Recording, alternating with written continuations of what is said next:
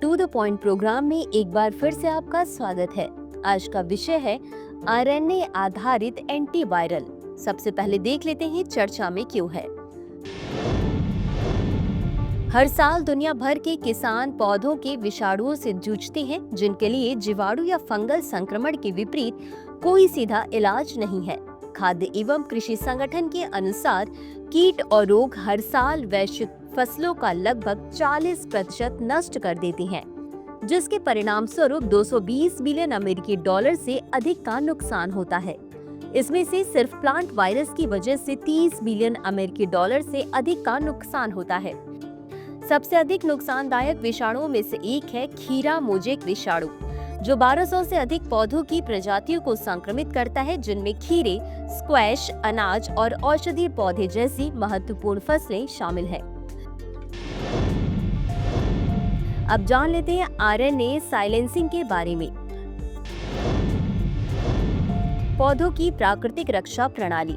पौधे प्राकृतिक रूप से आरएनए साइलेंसिंग नामक तंत्र के माध्यम से अपनी रक्षा करते हैं। वायरस से संक्रमित होने पर पौधे डबल स्ट्रैंडेड आरएनए का पता लगाते हैं, जो डाइसर लाइक एंजाइम्स नामक एंजाइम को सक्रिय करता है। ये एंजाइम वायरल आरएनए को छोटे हस्तक्षेपकारी आरएनए में विभाजित कर देते हैं, जो पौधे को वायरल जीनोम की पहचान करने और उसे नष्ट करने में मदद करते हैं। हालांकि यह प्राकृतिक प्रक्रिया अक्सर अकुशल होती है, क्योंकि सभी छोटे हस्तक्षेपकारी आरएनए कार्यात्मक नहीं होते तथा वायरस पहचान से बचने के लिए तेजी से उत्परिवर्तित हो सकते हैं। अब जान लेते हैं आरएनए आधारित प्रौद्योगिकियों के बारे में।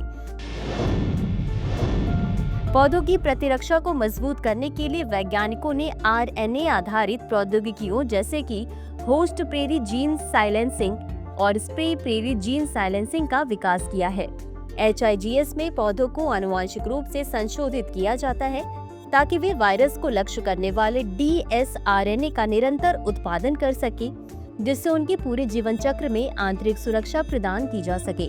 हालांकि नियामक बाधाएं, उत्पादन लागत और वायरल प्रतिरोध की चिंताएं इसके व्यापक अनुप्रयोग को सीमित करती हैं। दूसरी ओर SIGS एक गैर आनुवंशिक रूप से संशोधित पद्धति है, जिसमें पौधों को बाह्य रूप से आरएनए स्प्रे से उपचारित किया जाता है, जो प्रतिरक्षा प्रतिक्रिया को सक्रिय करता है।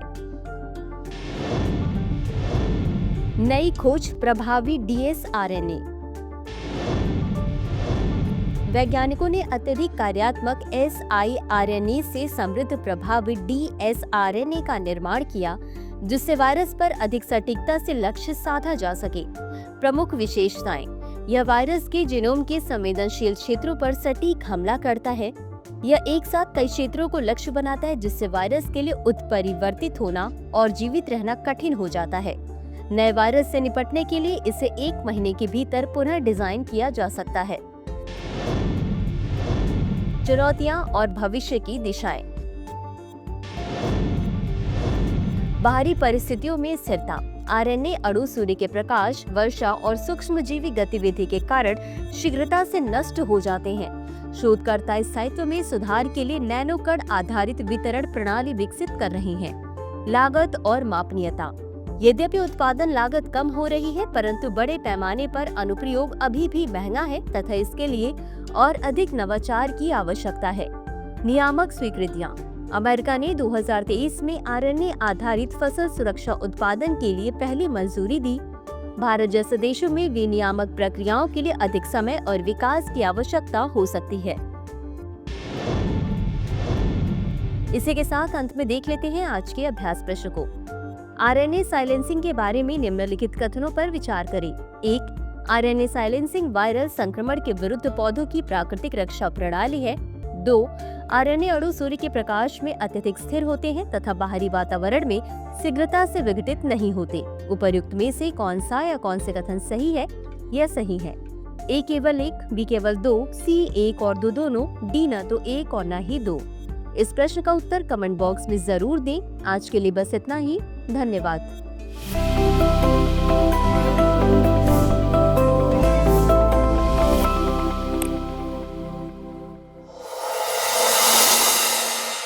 डियर व्यूअर्स, अपने एग्जाम की तैयारी को और बेहतर करने के लिए हमारे चैनल को लाइक, शेयर और सब्सक्राइब करना न भूलें।